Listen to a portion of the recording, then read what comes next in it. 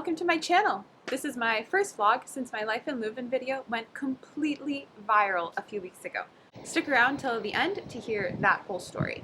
But anyways, I want to say that what really truly touched me was not the number of views, but the comments. They were just so overwhelmingly positive, and many of them were rather quite personal. I got a lot of comments from Belgians and people living in Leuven saying I show them new places and new perspectives. Here's the thing, when you live in a place for an extended period of time, it is easy to become accustomed to the sights and the sounds. But when you have the opportunity to live in a new place for, say, a year, you kind of get the best of both worlds. There's new sensory stimuli all around you, and you spend a lot of time exploring, but you also have time to notice the details and make deeper connections with the people. And living in Belgium this year has given me just that. So when one of my Belgian friends suggested we go spend a day at Villers-la-Ville, I jumped at the opportunity. Villers-Abbey, or in French, La Abbaye de Villers, is located in the south of Belgium in the French-speaking region Wallonie, or in English, Wallonia, and it was founded way back in the 12th century by a few monks of the Cistercian order. Over the centuries, the abbey grew and grew, with more buildings, fields, and pastures as well. The complex is huge, and in fact, it is one of the most complete sites in Europe today. It was abandoned in 1796 after the French Revolution.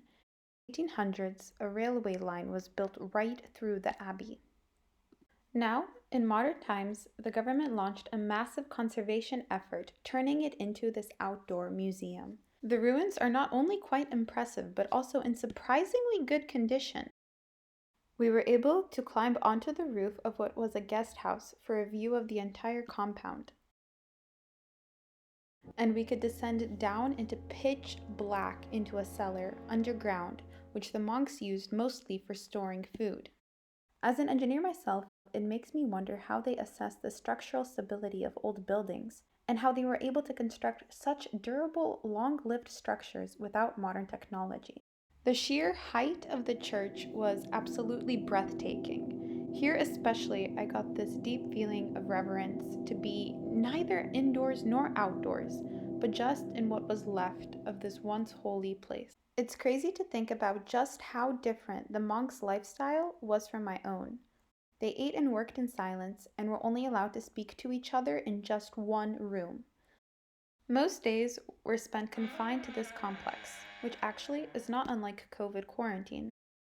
Visiting places like Villers-Abbey, which have such a rich and long history, really puts your own life into a different perspective.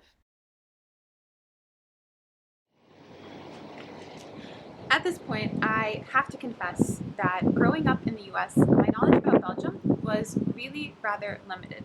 I knew they were known for their chocolate, fries, waffles, and that Brussels was considered to be the de facto capital of the EU. But honestly, not much more.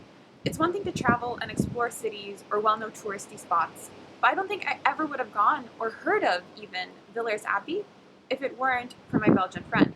And to me, that's what traveling is all about, making connections, friendships, and seeking a taste of the local lifestyle and the country's culture.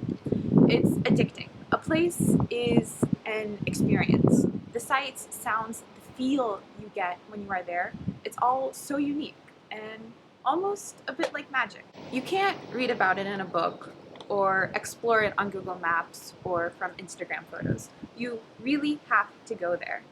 You know, I started making these vlogs for my friends and family so that in these corona times when it is much harder to travel, they could visit me virtually and I could share my experiences with them. Then, For some inexplicable reason, the views on my Life in Leuven video just kept going up and up.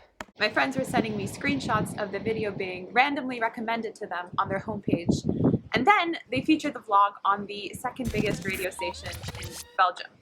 Now, random people have stopped me to say, hey, you are that girl from the Life in Leuven video. I don't really know how they recognize me because the bangs aren't really a thing anymore. But anyways, I am still struggling to wrap my mind around it all, but I know one thing is for sure. I have so many ideas for future videos, so many things I want to share with my friends, family, and now my followers, you. So like, comment, subscribe, and I'll see you soon.